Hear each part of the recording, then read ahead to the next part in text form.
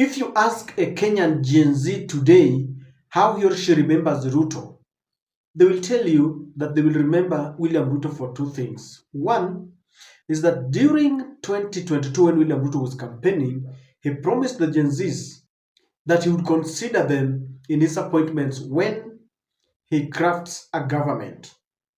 He told them that ever since independence, we have had an economic model that has been thinking or taking care of the people at the top of the economic pyramid. And he said he was going to change that. That when he gets to power, he will create an economic model called the bottom up that will be taking care of those who are at the bottom of the economic pyramid.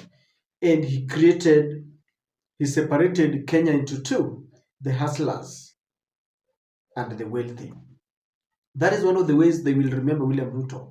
Of course, later William Ruto didn't even deliver. His cabinet is full of recycled members who have got experience. Number two, if there is one untold moment that Gen Zs would want to forget, but that memory will not fade in their mind, is the moment when Gen Zs went to the street to protest against the Finance Bill 2023.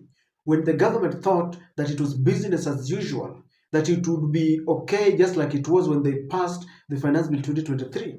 And Gen Zs went to the street. And something that started very slowly later turned out to be a very big thing that William Ruto, we were told, later confessed. He even wanted to resign. And William Ruto unleashed brutality on the Gen Zs. They were killed, they were kidnapped, they were tortured. And many of the Gen Zs will tell you the reason why they don't want William Ruto is because of the occurrences during the Gen Zs. Now, that protest will never be forgotten. It will go down in the annals of history as one of the events that changed the political trajectory in our country. For the first time, William Ruto said, "I'm not signing the Finance Bill 2023. We all know that it was the climax of William Ruto and Gachagua differences. When William Ruto called for a press conference and said, "I'm not signing this," but he also told us he knew those who had infiltrated the Gen Z's protest who wanted to topple his government. And he also promised that he knew those who had infiltrated the protest that wanted to cause mayhem. Rigathi, on the very day, held another separate conference in Mombasa, and he condemned the killing of the Gen Zs. That was the climax, and one thing led to the other, and Rigathi was ousted from office. We also know that the Gen Z protest also gave birth to some young leaders who are not known before. People like Kaswil Makoure and even Morara Kebaso sprouted during that moment. And maybe last is, it was during the Gen Z protest that Raila decided that he was now going to the government fully when he donated some of his ODM leaders to help William Ruto. He calls them experts. I wonder whether they are. So that moment is one that will never be forgotten. But ladies and gentlemen, it was coupled with a lot of killings. I remember some of the young university students who were killed. And that has been the hatred between the Gen Z and William Samoei Ruto. The international community has condemned, because since that moment up to date, William Ruto decided that he was not going to tolerate any dissenting views. We have seen, many people being kidnapped, even in broad daylight, in full glare of the camera, and they don't care. The international community keeps on condemning it, but there's nothing that they're doing. The independent body that has been mandated to investigate the atrocities meted on people by the police is IPOA, the Independent Police Oversight Authority, IPOA. That is the body that has got the mandate to investigate all these kidnappings and killings that have been meted by the police. And so the images that we see within that so-called independent kind of institution come to mind when we think of all these investigations. Now, recently, William Ruto appointed the former IEBC chair, Isaac Hassan, to be the lead in that office, the IPOA, Independent Police Oversight Authority. The question is this: do you think Isaac Hassan can be neutral? Do you think Isaac Hassan can investigate or be in charge of a body that is investigating the police and come up with recommendations that yes, the police that took part in killing the Gen Zs or kidnappings are Mr. Otieno and Kamau and who and Wanyama, and therefore I recommend charges against them? That is the question.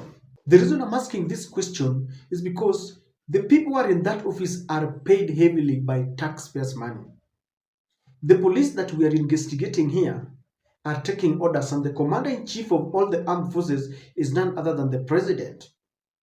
Not only that, when people were killed during that protest, including this young boy who had 12 bullets riddled in his body, William Ruto defended all those atrocities and was saying that some gang members went and snatched the gun from policemen and they started shooting people. In that regard, William Ruto does not realize that it is the police who did it, or he knows because he is the commander-in-chief of all the armed forces. Now, the commander-in-chief who is ordering the police is the appointing authority, appointing the people who are supposed to investigate the police. How credible can this be? Because we have a system, and I don't know how this can change, where president is the final appointing authority. Whether you look at IEBC, they always recommend names after there's a committee that is formed and they interview people and they recommend names to the president. President is the one that appoints the DCI, the DPP. Is the one that is responsible for even appointing judges. And so our criminal justice system is all around one man, the presidency. Do you think there can be justice? When William Ruto looked at people to appoint in that office, there is a reason why he picked Isaac Hassan. In 2013, Isaac Hassan was the chair of the Independent Boundaries Election Commission, the IEBC. And he is the first person under the new constitution to allow election malpractice. Of course, Samuel Kivuto and all those had been in the old constitution. And I remember how Raila said Isaac must go, and they went. So Isaac Hassan has been part of the system, will always cover the president, will always cover the government. That is why you remember the former IEBC CEO, Isaac Chiloba. At some point, you thought that William Ruto was suspending him, only to realize that William Ruto was preparing a place for him. He's been appointed. Most people who have worked with the government do not leave the government. Those people do not leave the government, they must work with the government. And so Isaac Hassan has been placed there intentionally for a purpose. It also begs the question, why should we be recycling? William Ruto promised that he would be thinking of the hustlers and mamambogas na watu wa bodabodas. Isaac Hassan has been in employment for so long. Why don't we let them rest? Why do we have to recycle when we have youths who can do those jobs?